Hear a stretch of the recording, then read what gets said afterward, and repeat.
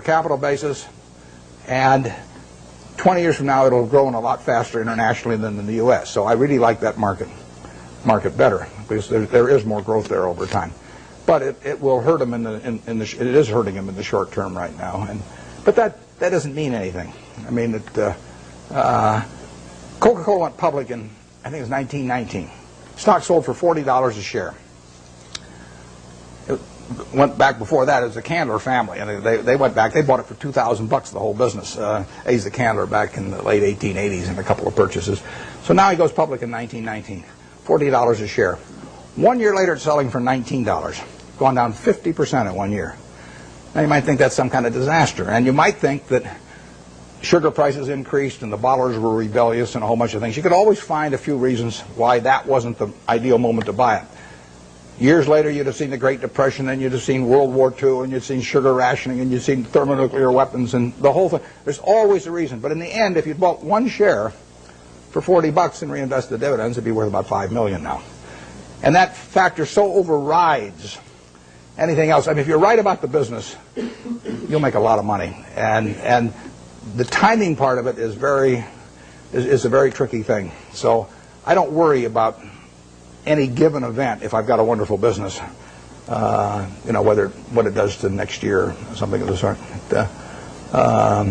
Their price controls have been in this country at various times, and that's fouled up even the best of businesses. I mean, I wouldn't be able to raise the price on December 26th of See's Candy if we had price controls, and we've had them in this country. But that doesn't make it a lousy business if that happens to happen, because you're not going to have price controls forever. We had them in the early 70s. So the wonderful business. You can figure out what will happen. You can't figure out when it will happen. You don't want to focus too much on when. You want to focus on what. If you're right about what, you don't have to worry about when very much. Is there an area I'm missing back there any place? I just want to make sure I'm not focusing all of them on one place. Let me get this gentleman over here.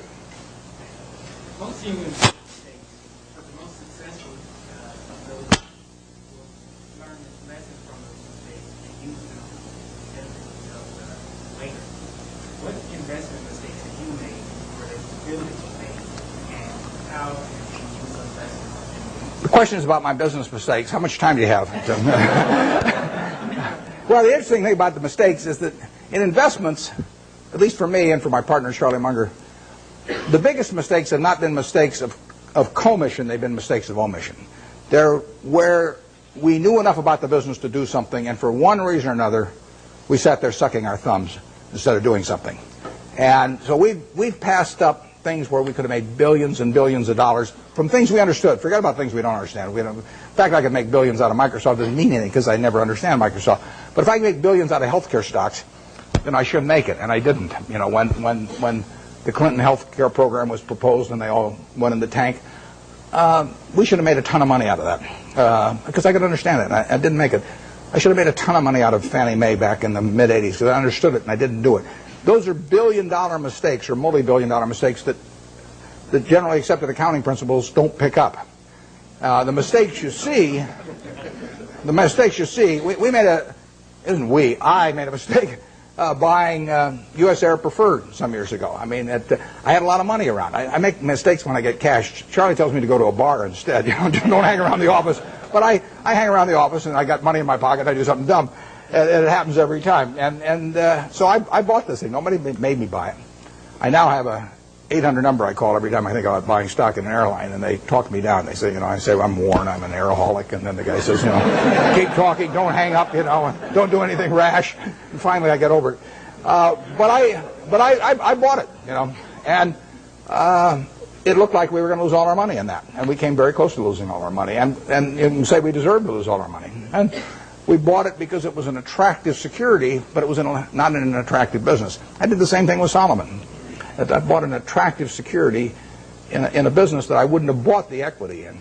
So you can say that that's one form of mistake, buying something because you like the terms when you don't like the business that well. And I've done that in the past and probably do it again. The bigger mistakes, though, are the ones of omission. I did back when I had the $10,000. I put $2,000 of it into a Sinclair service station, which I lost. So my opportunity cost on that's about $6 billion right now. Fairly big mistake. Yeah. It makes me feel good when Berkshire goes down then, because the cost of my Sinclair station goes down too. My 20% opportunity cost. But I will say this. You talk about learning from mistakes. I really believe it's better to learn from other people's mistakes as much as possible. But we don't spend any time looking back at Berkshire. I've got a partner, Charlie Munger. We've been pals for 40 years. We've never had an argument. We disagree on things a lot, but we don't have arguments about it, and we never look back. We just figure there's so much to look forward to that there's just no sense thinking about what we might have. It just doesn't make any difference. I mean, you can only live life forward, and you can learn something perhaps from the mistakes, but the big thing to do is stick with the businesses you understand. And so if there's a generic mistake of getting outside of your circle of competence and buying something because somebody tips you on it or something of the sort in an area you don't know anything about, I mean, you should learn something from that, which is that you stay with what you can figure out yourself. I mean, you really want your decision making to be by looking in the mirror and saying to yourself, I'm buying 100 shares of General Motors at 55 because. And I mean, it's your responsibility if you're buying it, and there's got to be a reason.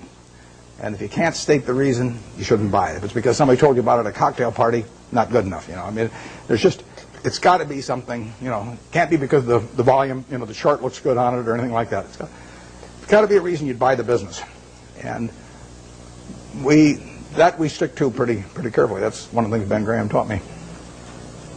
Yeah.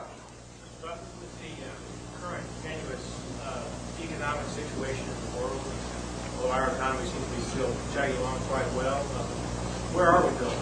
What's going to happen with interest rates? The question about what's going to happen to interest rates or where we go in the world, I don't think about the macro stuff. I just what you really want to do in investments is figure out what's important and knowable. If it's unimportant or unknowable, you forget about it. What you talk about is important, but in my view, it's not knowable. Understanding Coca-Cola is knowable, or Wrigley, or Eastman Kodak, or anything. I mean, you can understand those businesses. That's knowable. And whether it turns out to be important depends on where your valuation leads you and the current price and all of that. But we have never either bought a business or not bought a business because of any macro feeling of any kind. We don't read things about predictions about interest rates or business or anything like that because it doesn't make any difference. I mean, let's say in 1972 when we bought See's Candy, I think maybe Nixon put on the price controls a little bit later. Let's say we'd seen that, but so what? We'd have missed a chance to buy something for $25 million that's earning $60 million pre-tax now. I mean, we don't want to pass up the chance to do something intelligent because of some prediction about something that we're no good on it anyway. So we just don't read or listen to or do anything in relation to macro factors at all, zero. And the typical investment counseling organization goes out and they bring out their economists, they trot them out, and he gives you this big macro picture, and then they start working from there on down. In our view, that's nonsense. And if Alan Greenspan was on one side of me and Bob Rubin on the other side, they were both whispering in my ear exactly what they're going to do the next 12 months. It wouldn't make any difference to me in what I pay for Executive Jet or General Reinsurance or anything else I do.